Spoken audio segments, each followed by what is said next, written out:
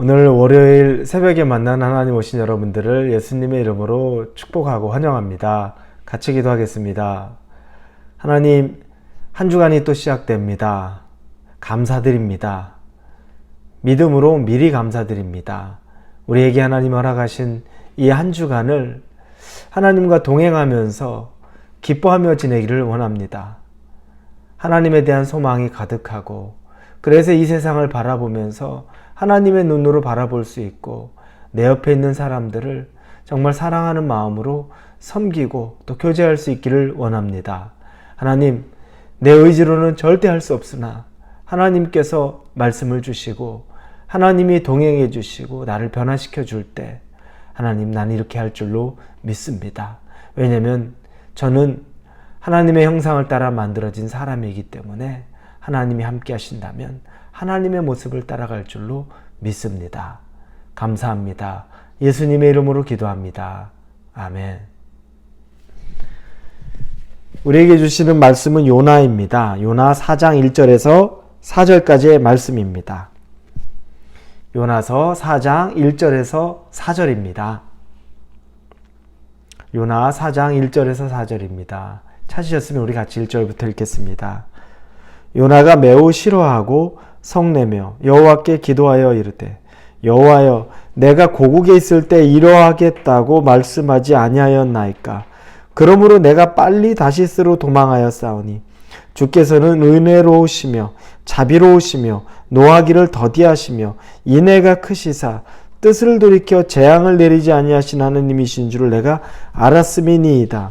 여호와여, 원하건대 이제 내 생명을 거두어 가소서. 사는 것보다 죽는 것이 내게 나음이니이다 하니 여호와께서 이르시되 내가 성내는 것이 옳으냐 하시니라. 아멘. 우리의 성품이 바뀌어가기가 참 어렵습니다. 우리의 성품을 바꾸는 기도, 그래서 하나님은 그 기도에 또 잘 응답해 주시기로 늘 우리에게 그런 부분들에 대해서, 성품의 변화에 대해서 기도하라고 또 말씀하십니다. 우리가 배우자를 만날 때 한번 생각해 보면, 신앙은 조금 아직 부족하지만 성품이 좋은 배우자를 만나는 것이 좋은가? 아니면 신앙은 아주 좋은 것 같은데 성품이 조금 덜 만들어진 사람을 만나는 게 좋을까? 여러분, 어떤 사람을 만나는 게 좋겠습니까? 이 질문에 오카노 목사님은 신앙은 조금 떨어져도 성품 좋은 사람을 만나는 게 개인적으로는 추천하는 것이라고 말합니다. 저도 사실은 거기에 거의 100% 동의합니다. 왜냐하면 신앙이 좋다는 게 뭘까? 신앙이 좋은 게 뭘로 드러날까를 생각해 보면 결국은 좋은 신앙인은 좋은 성품으로 만들어질 수밖에 없습니다.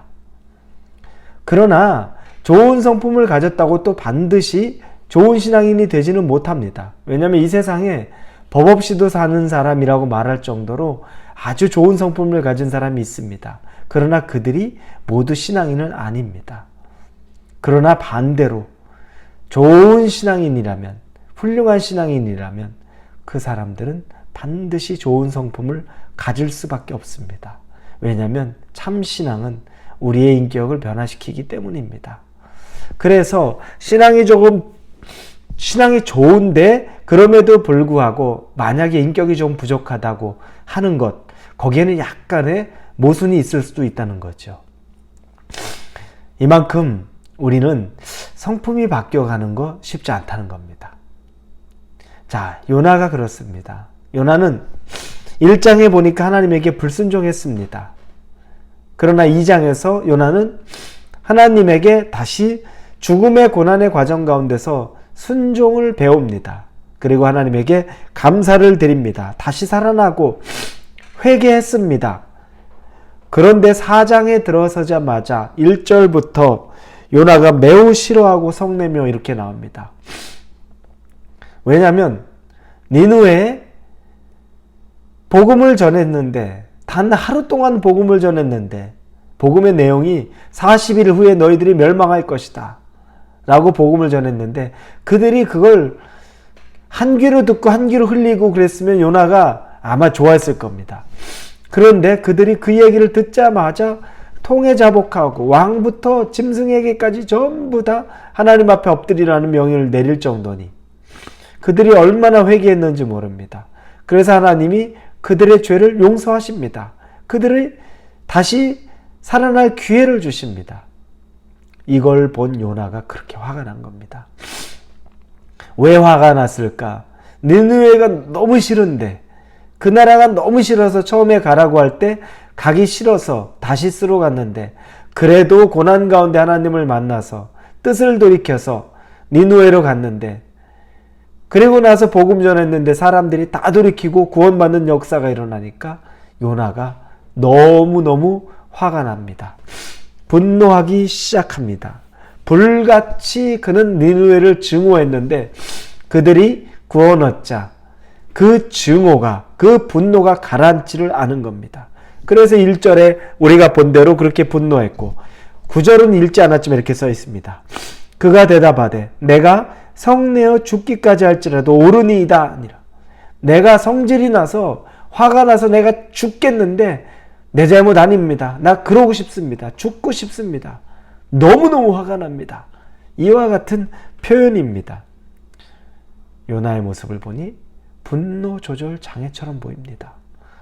여러분, 이 분노 조절 장애를 우리가 이걸 조절하지 못하고 살면, 이 분노에 얽매여 있는 걸 그냥 가만히 내버려 두고 살면 우리는 하나님에게까지 분노하는 사람 됩니다.